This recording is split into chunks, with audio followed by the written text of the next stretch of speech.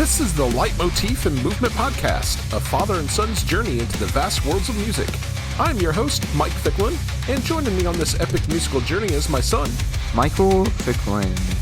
This show is dedicated to the discussion of music and introducing Michael to music from the past and present.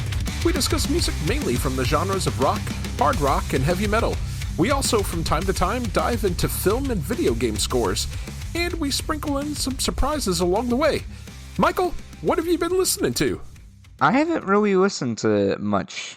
I listened to The Assignment, of course. I don't think I've really listened to anything new. Any particular reason why? No, it's just I haven't been listening to as much music as I do.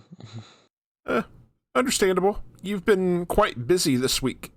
For me, I checked out the new record from Amorphous titled Borderlands. The mighty Amorphous returns with their 15th studio album. Holy. Yeah, I know, right? I have to say that I very much enjoyed my time spent with this record. It's worth the listen for the first 5 tracks alone. Vocalist Tommy Jotson absolutely brings the fire with melodic cleans and devastating growls. Musically, the band flows beautifully between crushing heavy riffs, melodic passages, and even a bit of folk. If you're a longtime fan of Amorphous, this is everything you could ever want from the Finnish prog metalers. Standout tracks for me include Dancing Shadow, The Strange, and Light and Shadow. This gets a Pick of the Week nomination from me. I also checked out the new EP from Elder titled Liminality Dream State Return. What a fun listen. For the entirety of the 20-minute runtime, it is an absolute tour de force. The American prog stoner rock band is on their A-game for this EP. The musical mastery on display feels epic and is full of gorgeously composed melodies. I feel like this release leans further into prog territory and less into the stoner side of things, but it's such a joy to listen to.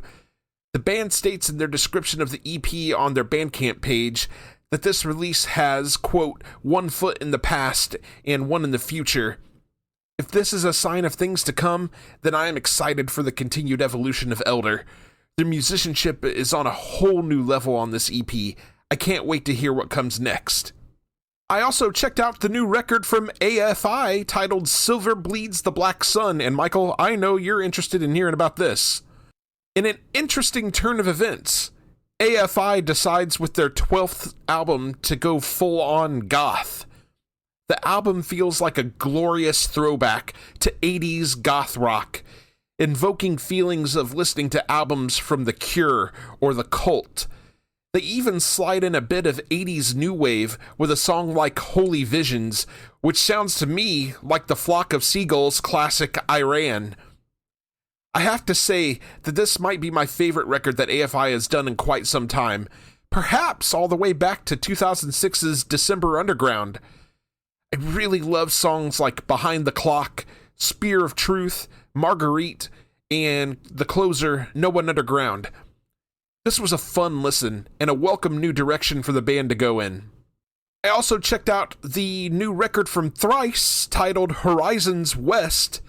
For their 12th album, Thrice brings us the second part of their Horizons saga.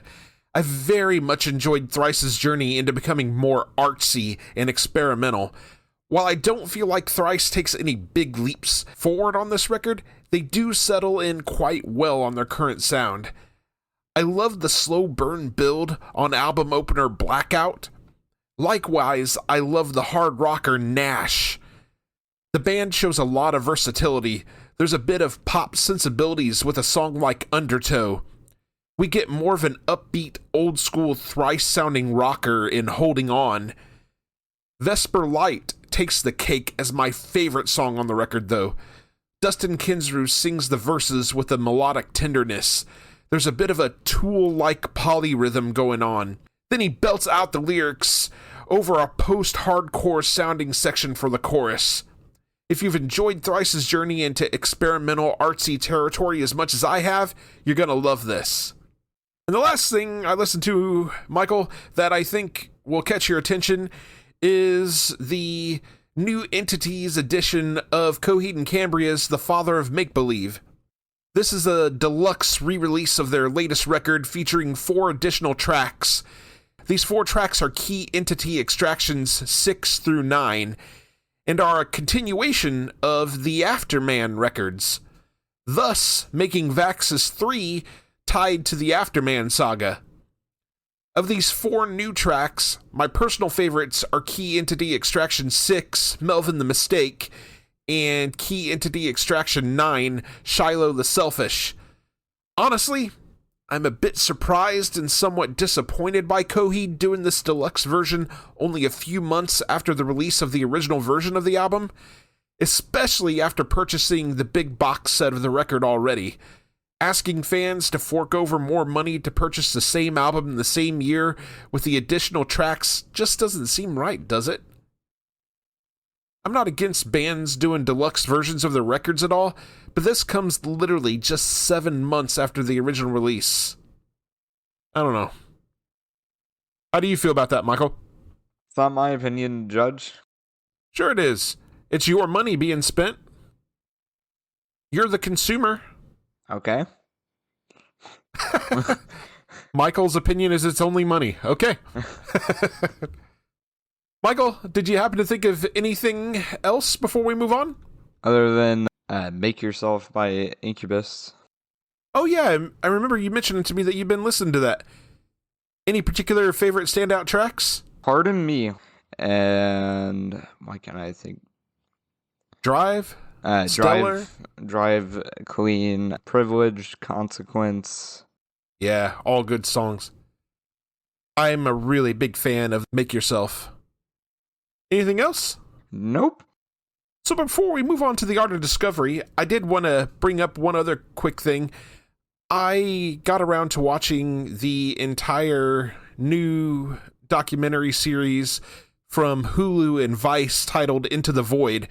It's a documentary series focusing on stories from heavy metal, and I really enjoyed my journey for the most part. Really enjoyed the first episode that gets into the death of Randy Rhoads, and it doesn't just focus on the negative stuff. They spend a lot of time talking about Randy Rhoads' greatness, how he came to join the band with Ozzy, his successes with Ozzy, his desires to want to go to school and become more of a classical guitarist. It's a really interesting deep dive and insight into Randy Rhoads. Really enjoyed that episode. My favorite stuff from the documentary series, though, is from the bands that I wasn't familiar with. I really enjoyed hearing the stories of Wendy O. Williams and the Plasmatics. I was not familiar with them at all, and really was blown away by the information presented in there, and it actually made me want to check out the Plasmatics, so that is gone on my list of stuff that I want to check out. I want to check out Wendy O. Williams' solo stuff. I found her story fascinating, even though it ends in a sad way. I did find her story extremely fascinating. Another one of the episodes that I really enjoyed was the 6th episode titled Iranian Metal Crusade, and it was about an Iranian metal band called Confess. I'd never heard of them before, but they were charged with blasphemy and were facing execution in Iran. They had to flee to get away from that. Wow. I thought it was a fascinating story. Wow. Right? I also enjoyed the episode. Now, of course, I'm familiar with this band, but I really enjoyed the episode they did on Chuck Schuldiner of Death. He has a really awesome story too. I love the band Death, and they innovated American death metal. I appreciate Chuck's constant push to want to grow and become more complex. It's interesting, this documentary kind of breaks down his personal life, how much of a family man he was, how family-oriented he was. Just seemed like a super awesome dude. Such a tragedy that he died at such a young age. Cancer is a... The other episode I really enjoyed was the season finale, which was on Pantera's Dimebag Darrell, which, fittingly enough, comes up for this episode. This goes into, obviously, the rise of Pantera and goes into the relationship between, Dimebag and his brother, Vinnie Paul, who's the drummer in Pantera. And it gets into the controversies and the division that grows between the Abbott brothers and singer Phil Anselmo and bassist Rex Brown. And it gets into the tragedy that led to Dime's death. It was a really fascinating watch, and it made me even more sad that neither Dime or Vinnie Paul are with us anymore. If you have the time to dedicate to watching the show, I highly recommend it. Check out all 8 episodes. I guarantee you're going to catch stuff that you didn't know before, or you're going to just enjoy it because you're a metal fan. I'm always pro supporting the scene no matter what. So, if watching this means that we get another season of this, that would be amazing. With that said, we're going to move into the Art of Discovery. This is the segment where we check out independent bands that aren't signed to a label, or maybe bands that we just think aren't getting enough love. We've got a phenomenal selection of songs for you this time around. We're going to kick things off with a one-man progressive metal project out of Berlin, Germany. We featured this band on here a few times before. This is Mindfield with their song Every Breath a Thorn.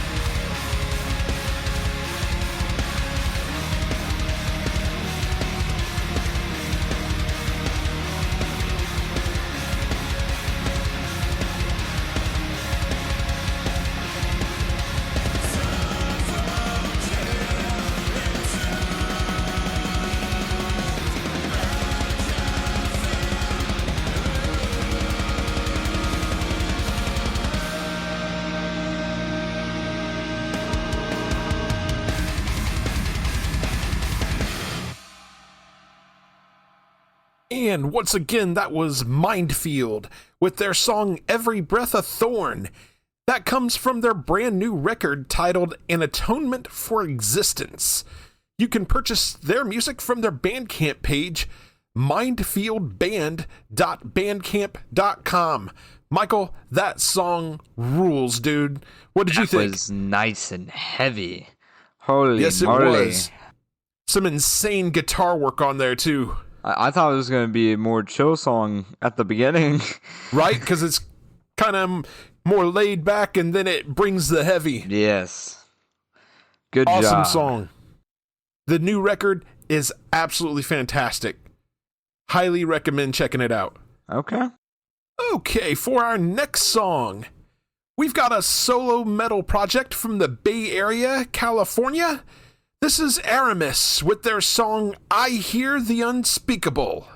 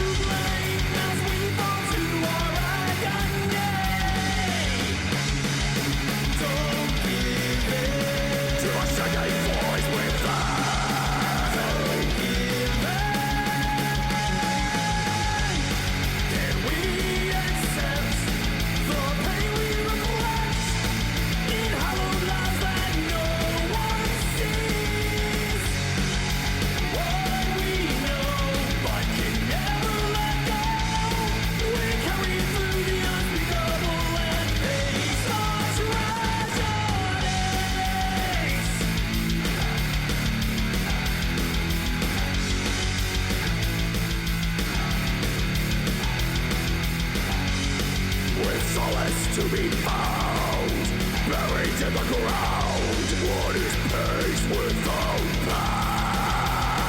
pain?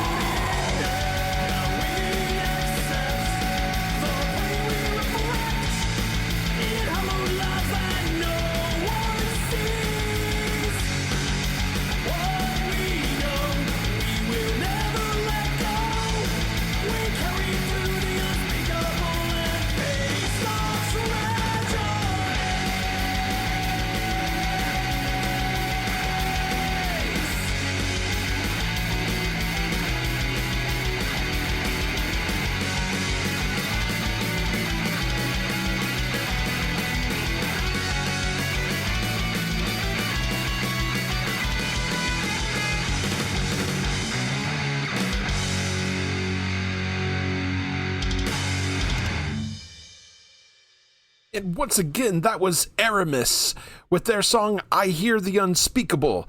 This is from their new record titled Terralith. You can purchase their music from their Bandcamp page, aramismetal.bandcamp.com. Michael, another straight up thrashy banger, man. What'd you think about that one? That was just awesome. Great tune, man. Recommendation. The whole record is really good. You know me, I'm a record listener, not necessarily just a single listener. Really recommend checking out the entire record. It's so good. Okay, our final song on the segment comes from a metalcore band from Dortmund, Germany. This is On Stranger Tides with their song The Beauty of Caducity.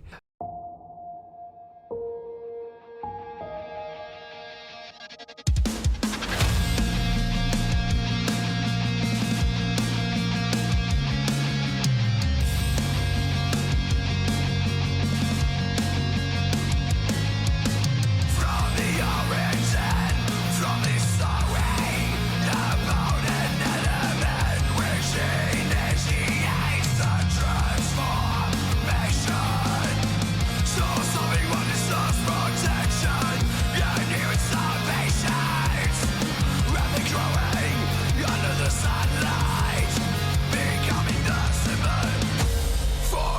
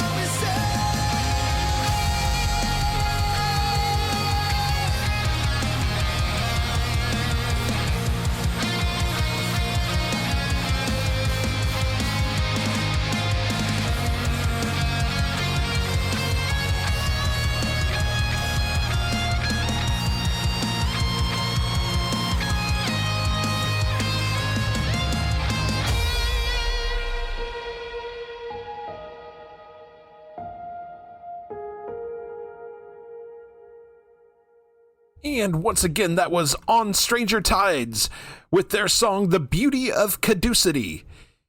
You can purchase their music from their Bandcamp page on strangertides.bandcamp.com. Michael, we had 3 straight up outstanding songs today. What'd you think about this one? Fun fact. This just ended up on my everything playlist. Oh, yeah? You know, their singer reminds me a lot of the singer from another band I used to listen to. The band no longer exists anymore, but they really remind me, or when they're clean singing anyway, very much reminds me of the singer from The Beautiful Mistake. Never Good heard stuff. of it. The band. You probably haven't, but I think you would like it. I'll have to send you a link to some of their stuff. I think you'll really enjoy it. Okay. All right, with that said, we would like to thank all 3 of the bands that we featured music from on this segment. If you would like to have your music featured on this segment, feel free to reach out to us at lightmovepod@gmail.com or send us a message on any of our social media accounts. We'd be happy to check your music out, and if we dig it, we would love to play a song on our show. All right, now we're going to get into our main topic of the episode. We're going to break down Pantera's 1992 release, Vulgar Display of Power. Vulgar Display of Power is the 6th studio album by American heavy metal band Pantera. It was released on February 25th, 1992 through Atco Records. It was the band's second collaboration with producer Terry Date, after they had worked with him on their previous album, Cowboys from Hell. Vulgar Display of Power was well received by critics and fans, and is Pantera's highest selling album to date. It was eventually certified double platinum. It's often considered among the most influential heavy metal albums of the 1990s. In 2017, Rolling Stone ranked Vulgar Display of Power 10th on their list of the 100 greatest metal albums of all time.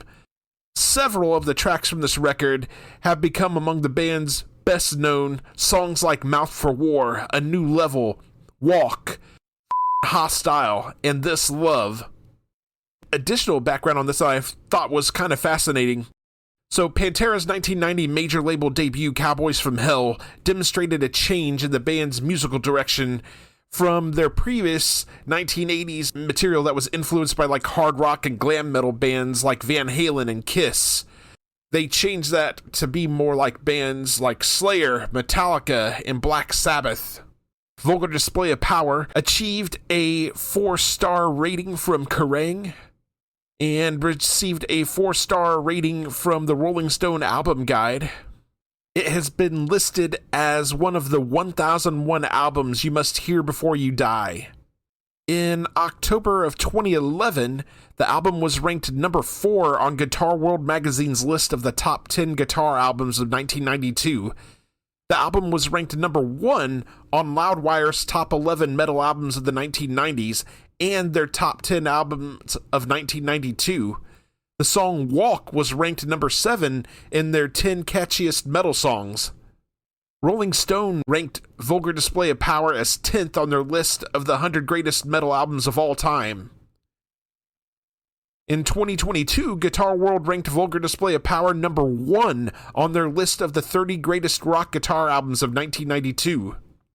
The personnel featured on this record: Phil Anselmo on vocals, Dimebag Darrell Abbott on guitars, Rex Brown on bass, and Vinnie Paul Abbott on the drums. And Michael, with that said, let's go ahead and get into our track-by-track analysis. The album kicks things off with track number 1. This is Mouth for War. Michael, what do you got on this one? I really like the opening guitar riff. It's really aggressive. Yeah, dude. The vocals just add on to that. It's just an amazing song. Great album opener, and it is displaying the power. For sure. Are you looking at Spotify, seeing where the track ranks? It's third on this album. Third. At 87 million. That's respectable. I like it. What did you think of Vinnie Paul's drum work? It was pretty good. Right? And Dimebag's guitar work, man, he's so good. So good. Yeah, for me on Mouth for War, I mean, here we go, right? The opener puts us right into a straight-up banger. That main guitar riff from Dimebag Darrell just goes so hard. Singer Philipp Anselmo builds out the lyrics with a sense of vitriol and anger, almost like growling out each syllable from between clenched teeth. His delivery during the chorus has more melody to it, but it's still got that anger to it. We get treated to a nasty guitar solo from Dime. Vinnie Paul's drums are absolutely thunderous on this. They just pound your eardrums. This song is an all-out metal assault, a killer opening track. Anselmo had stated that this song is about channeling your hate into something productive. It was also, according to Anselmo, written about the then boxing middleweight champion James Toney. Michael, you got anything else on Mouth for War? I do not. Okay. So we will get into track number 2. This is A New Level. Michael, what do you got on this one? It really is a new level. Yes, sir. Just carrying on from Mouth for War, nice, heavy guitar riff, good drum work, just fits in well, and the vocals are as heavy as ever. Yeah, dude. Just, there's a great attitude to this song, man. This is one of my favorites, man. I love that sludgy, groovy guitar riff from Dime to open up the song. Then we get into something more up-tempo. Vinnie Paul's drum work on this song is so good. All the stops and starts on this song. He's so damn good at being right on time. Anselmo's vocal delivery is so aggressive on this song. There's some very cool guitar harmonics going on, starting around the 2-minute 30-second mark. Then around the 2-minute 45-second mark, we get into a killer shredding Dime guitar solo. Anselmo has stated that this song was the ultimate chip on your shoulder type song at the time for him. This song is one of my absolute favorite Pantera songs ever. Just, man, I love this song. It goes so hard. Michael, do you have anything else on A New Level? I will add what it places on Spotify. It places 6 at 56,999,293. And that's 6th on the album or 6th album. for Pantera on the whole? Well, I don't think it would make... Yeah, it wouldn't make it at all. Wouldn't make it at all on the list of all Pantera songs? Nope. Interesting. Yeah, I disagree with it being 6th. That, I mean, just uttering the name of the song makes me want to sing it. So, I don't know, man. I gotta disagree with the listenership on this. All right, we're gonna get into track number 3 now. This is Walk. Michael, what do you got on this one? I will start out and say this is Pantera's most popular song. Yep, I figured. Take a guess what the plays are at. Are we at 100 million? We are above 100 million. Okay. 120? It's not in the hundreds. It's Oh, I above thought you said the it was above hundreds. 100 million. Yeah, it is. It's 500. What is it? 500 million.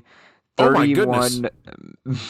472,473. That's crazy. I mean, I knew this song was popular, but that's crazy. What do you got on this? I really like the beginning opening riff. I like the back and forth type thing it's doing with the riff. Yeah. Also love the drum work, and the vocals are amazing as ever, and it makes sense why this song is probably one of their most popular. Out of curiosity, is this your favorite song on the record? It is not. Okay. Yeah, for me, this is by far one of the band's most well-known tracks, and we just proved that with the Spotify listenership. It was actually my introduction to the band. There's a damn good groove to the song, carried by that infectious guitar riff and drum work from the Abbott brothers. Every time I hear this song, I crank this fucker up and bang my head. Anselmo's delivery is again angry and aggressive. There's so much attitude to the lyrics and his delivery of them. Are you talking to me? No way, punk! The dime guitar solo starting at the 3-minute mark is so damn tasty and satisfying. No matter how many times I've heard Walk, I still love it. Anselmo has stated that the message of the song is basically take your attitude and walk away from me with it. 100%, man. Michael, do you have anything else on Walk? I do not. Man, what a great song. Just, yeah, absolute banger. And by the way, I am going to have to find a fun bleep sound effect to put in a couple of spots on this. Oh, well, I'm pretty sure it's about to come up.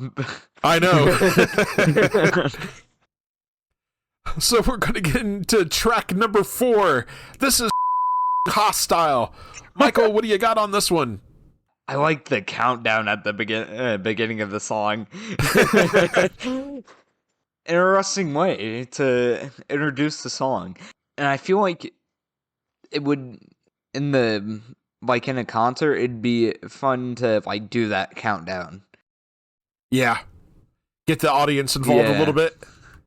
Also, like the drum work, awesome guitar work, and awesome vocals.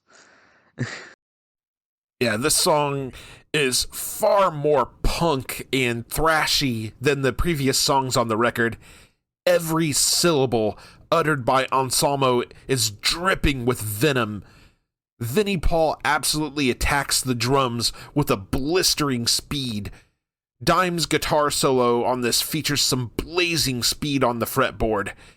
This is the shortest song on the record, but is also the most angry. I imagine this one gets the pits going berserk. According to the band, this is a protest song criticizing those that abuse their authority. Outstanding song. Michael, do you have anything else on this? I will add that this is 4th on the record at 64 million. Interesting. So they're putting this above New Level. Interesting. Okay. All right, so we'll move on to track number 5. This is This Love. Michael, what do you have on this? I'm going to start out and say this is one of my favorite songs on the record. Understandably so. And I'm going to give out the fun fact. This is the second most popular at 107 million. I totally believe it. Now, the gap between first and second is insane. Well, I'm sure. Yeah.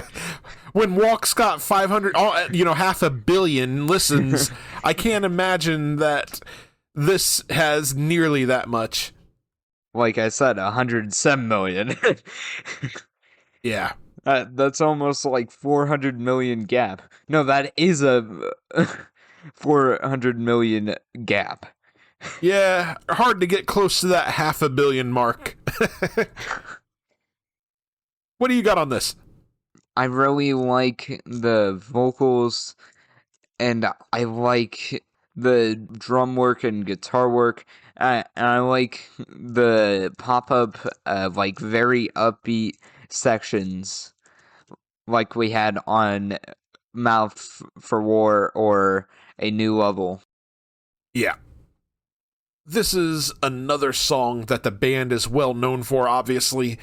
It opens with a sort of sorrowful guitar riff. Anselmo's vocals during the verses are melodic cleans and are just drenched in sorrow and melancholy. As we head into the chorus, Dime makes his guitar weep. Then we get into a much more aggressive and heavy-sounding section for the chorus. Anselmo again spewing the vocals with a hate and venom that only the wronged in a bad relationship can understand. Around the 2:49 mark, we get into some of my favorite guitar work from Dime on the album. Then it slows way down for more of a sludgy section before giving way to the opening guitar riff and the sounds of Dime soloing over the top of it. It's a really gorgeous song, and it's a really gorgeous piece of guitar work. I love the slow, sludgy outro to the song flowing back into the opening riff. This is another favorite of mine. According to Vinnie Paul, Anselmo wrote this one about a relationship he had previously been in, and he was really mad about it. Boy, that really comes through, doesn't it? Yeah. Gee, you take this love fist, love scar, love hate. Man. Michael, do you have anything else on this love? I do not. Okay. We'll move on to track number 6. This is Rise. Michael, what do you have on this one? I just want to start out and say, from here and now, we stay in the 10 millions. We don't go above the 10 millions until the last track. Okay. This is the highest out of all of them at 17 million. Okay. Where does that rank? 7th. 7th, okay. And what do you have on this? It's really heavy, like the first song. It's got a nice guitar riff, good drum work. I don't really understand why this isn't higher, but, you know. Yeah.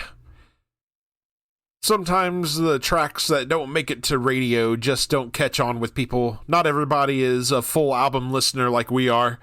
And for me, I mean, here we go again with another thrashy song. It opens up with some blistering drum and guitar work from the Abbott brothers before slowing down into more of a groovy feel. Anselmo delivers the vocals with a sense of awareness and anger.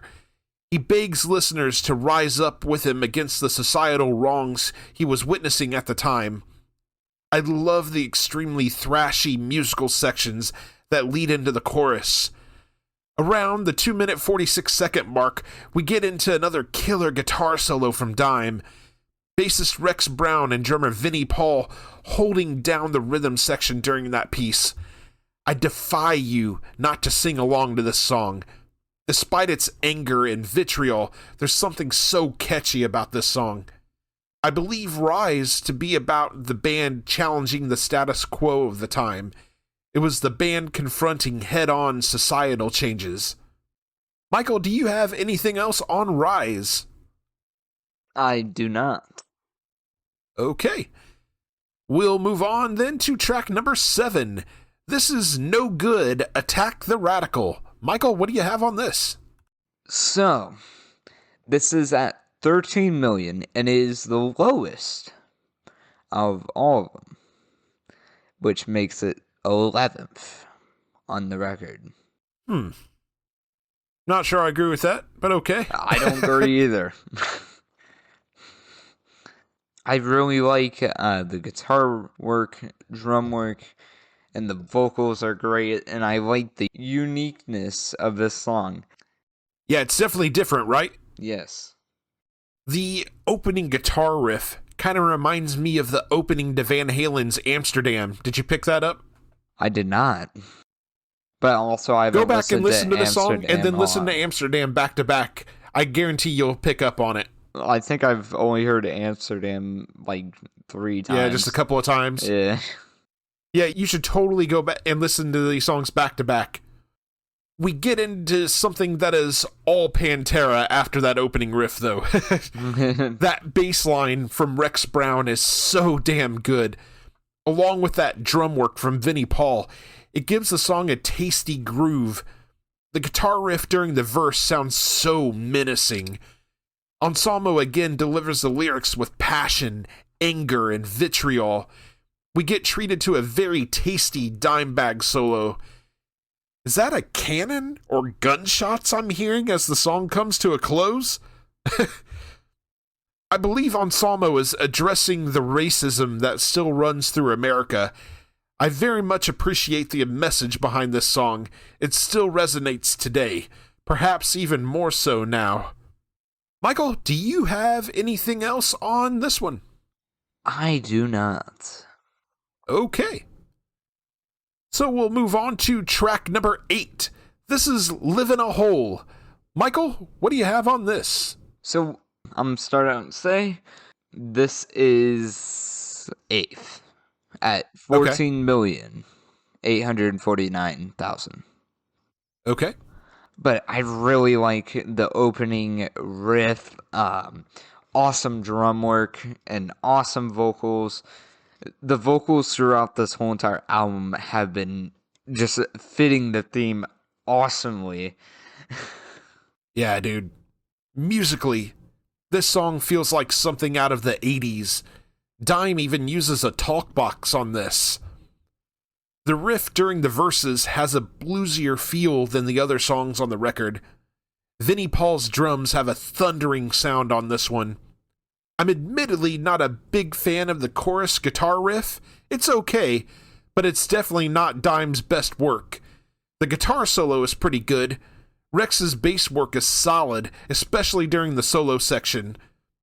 Anselmo's vocals have a bit of anxiety to them. This song seems to be dealing with the themes of isolation and alienation, the struggle that some have to find connection and understanding in a world that shows little sympathy. While I appreciate the message, it's just not my favorite track on the record. Michael, do you have anything else on this one? No. Okay. So we'll move on to track number 9. This is Regular People, Conceit. Michael, what do you have on this? I love the opening. Oh my. Yeah, dude. It's just sad that this is at 14,497,000, which makes it 10th place. Ugh. Sorry, I disagree, listenership. But that opening, oh my. Especially at the very beginning, the drum work, just amazing. Amazing standout with all the instruments, just awesome. Vocals are awesome too. Just an awesome song, very underrated apparently. 100%. I'll start out by saying that I very much enjoy the main guitar riff on this, and the interplay going on between Dime and Vinnie on the drums. There's a lot of outstanding drum fills from Vinnie on this. Anselmo brings a mix of melodic and aggressive vocals. There's a ton of vitriol in the lyrics and the way Anselmo delivers them during the chorus. You definitely pick up on it. The Dime solo on this isn't my favorite on the record. It's okay, and that's how I feel about this song in general. I interpret this song to be about people that like to talk a big game but can't back it up. Basically posers. Pretending to be something they're not, but when the chips are down, they run and hide. I heard you chuckling about that over there, Michael. I did. Do you have anything else on Regular People? I do not. Okay. So we'll move right along to track number 10. This is By Demons Be Driven. Michael, what do you have on this? I like the opening. Vocals are great again. Just awesome. Where's this rank on the old Spotify? It is 9th. Okay. I'm not a big fan of the way the song opens / the chorus riff. It's okay, but it's not my favorite Dime stuff on this record. I like the guitar work during the verses much better. It's got a far better groove.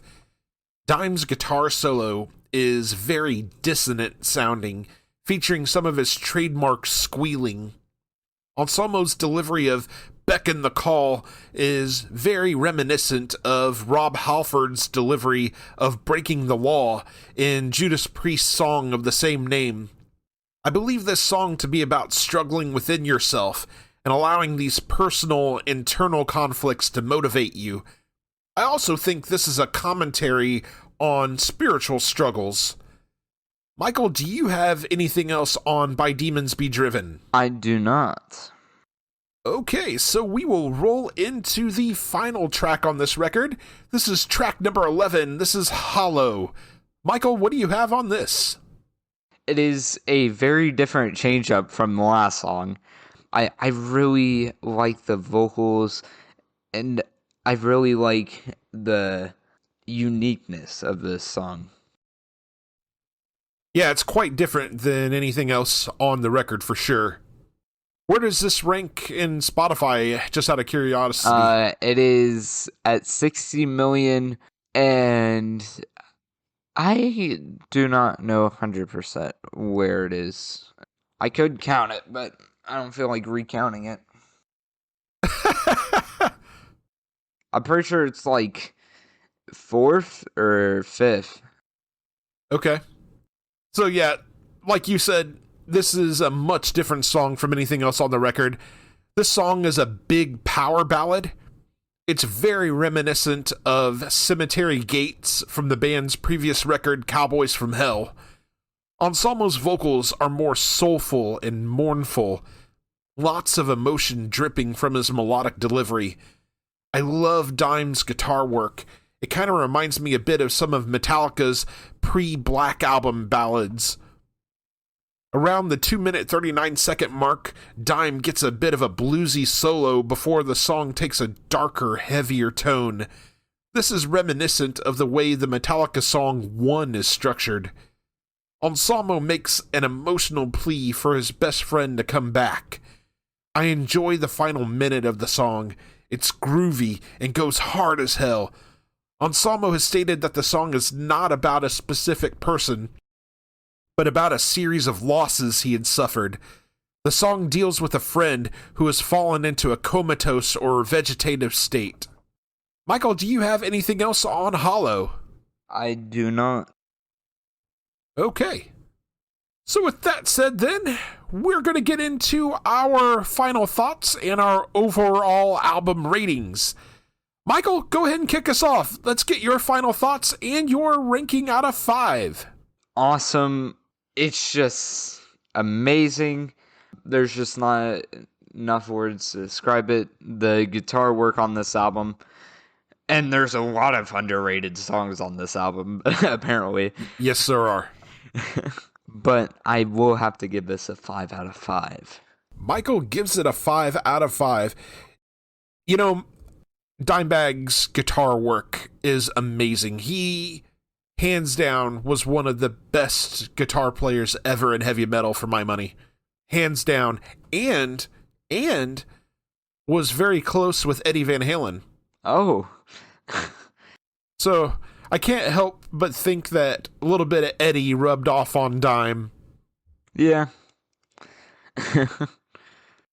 In fact, when Dime tragically passed away, Eddie came to his funeral and put one of his guitars in Dime's casket with him. And so he was buried with one of Eddie Van Halen's guitars.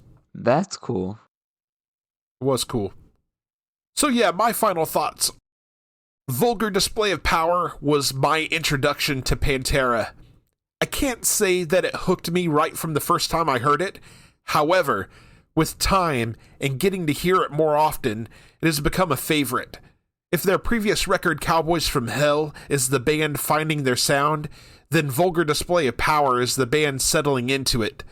The late great Dimebag Darrell Abbott on guitars and the late great Vinnie Paul Abbott on drums absolutely bring it on this record. The brothers had such great chemistry. It's interesting how that works for some bands better than others. See Van Halen for a good example of when the brothers work great together, and then see Oasis for when it doesn't work so well. Bassist Rex Brown is a key part of the band's sound, helping to lay down the groove-laden rhythm on this album.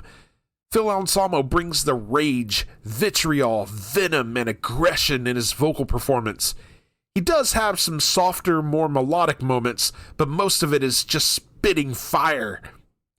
If you've never heard this record, I highly recommend songs like Mouth for War, A New Level, Walk, and This Love to start with. 33 years later, this record is still as relevant as it was then. It's a fantastic listen, and it gets a 4 out of 5 from me. And that'll take us to our question for the audience. What is your favorite track on Vulgar Display of Power, and why? And with that said, we'll move on to our next segment. This is Can't Wait, new music coming soon. Michael, what do you got? I'm gonna take one straight off yours. Sammy Hagar and the Best of All Worlds Band. Yep, their new record, The Residency, which is a live record that they recorded during their Las Vegas residency earlier this year. I'm looking forward to hearing that one also. That comes out on October 10th. Anything else? Nothing else really stands out to me. All right, well, for me, in addition to the Sammy Hagar record, also on October 10th, Arch Enemy puts out a deluxe edition of their latest record, Blood Dynasty. Also on October 10th, John 5 puts out a new record titled Ghost. And then recently announced, Earshot has a new record coming out titled Humaning, which also drops on October 10th. And on November 28th, Decidia drops their new record, Deeper Wells of Meaning. So moving on, we did not receive any listener feedback, so we'll get into our final segment. This is Michael's journey, discovering a song from the past. And this time, we're going to get Michael's thoughts on the Contours' Do You Love Me? Do You Love Me is a rhythm and blues song recorded by the Contours in 1962. It was written and produced by Motown Records owner Berry Gordy Jr., It appeared twice on the Billboard Hot 100 chart, reaching numbers 3 in 1962 and 11 in 1988. Berry Gordy wrote Do You Love Me and originally had it earmarked for the Temptations to record. However, when Gordy was looking for the group to record it, he could not find them. They'd gone to church to see some gospel groups. So instead, the Contours, who had turned up to the studio to record their song It Must Be Love, were asked by Gordy to try singing Do You Love Me? After several attempts, they sang it exactly how Gordy wanted, and it was then recorded the following day. Contour singer Joe Billingsley stated in an interview in 2009 that the Temptations could never have sung that song because it wasn't suited to them, but Berry had motivated us to sing it the way he wanted it. Berry Gordy said that getting the concept for the song was easy. I remembered the days when I could never get the girls I liked because I couldn't dance. As such, the song references the 1960s dance moves, the mashed potato, and the twist. Do You Love Me became a successful dance record built around lead singer Billy Gordon's screaming vocals, selling over 1 million copies. Do You Love Me peaked at number 3 on the Billboard Hot 100 for 3 weeks, starting on October 20th, 1962, and reached the top position on the Billboard R&B Singles Chart. In 1987, the Contours' recording of the song was included in the film Dirty Dancing, and was reissued as a single from the More Dirty Dancing soundtrack album. Do You Love Me became a hit for the second time, peaking at number 11 on the Billboard Hot 100 in August 1988. And with that said, Michael, let's get your thoughts on Do You Love Me? I really like the beat and the vocal melody. It's just awesome. Nice upbeat. It's there's not enough words to describe it. It's just awesome. Really good song. Had you ever heard it before, out of curiosity? I have not. Really? So, this song is an all-time classic. I remember hearing this song a lot as a kid. It was one of those songs that as soon as I heard the opening notes, I knew what it was and happily sang along. It's such a fun song. The lyrics and vocal melodies are so simple and easy to get into. The vocal harmonies between lead vocalist Billy Gordon and Billy Hoggs, Joe Billingsley, Sylvester Potts, and Hubert Johnson are so well done. Musically, it's got such an upbeat and infectious rhythm thanks to the Funk Brothers and Huey Davis. The drum and piano work are standouts on this song. It's a terrific song that just gets stuck in your head with its melodies and hooks. Michael, let's get your rating out of 5 on this. I'm going to have to give it a 5 out of 5. It makes sense why it has gotten on the top 100 Billboard, whatever it is, Right. so many times. It's just amazing, good beat, good vocals. It's just good. Really fun song. All right, Michael. Up next on your journey, we're going to get into Elvis Presley's All Shook Up. I've heard that name. You should have. And for our main topic on the next episode, we will be discussing Alice in Chains' 1992 release, Dirt. And with that said, we want to hear from you. We will read your emails and messages on the show. We have only one request. Keep them clean. There are several ways to contact us. You can email us at lightmovepod@gmail.com. You can also reach us on several social media platforms such as Facebook, Blue Sky, Instagram, and Threads. Details on how to connect with us are in the show notes. We are a part of the SPDM Crew Podcast Network. Check out all of the podcasts on the network by visiting spdmcrew.com. If you like the show, subscribe to us on your favorite podcasting platform and share with your friends and family. We are available on Spotify, Apple Podcasts, iHeartRadio, and a variety of other platforms. We're also on YouTube. Can't find us on your chosen platform? Shoot us a message and let us know. Leave us a 5-star review on Apple Podcasts. This helps us be found in the algorithm. Make them good and read them on the air. Are you in a band and you'd like for us to check you out and possibly drop a recommendation on the show? Shoot us a message. We'd love to check you out and give you a shout. We'd like to thank you very much for listening to the Leitmotif and Movement podcast. Take care and enjoy music.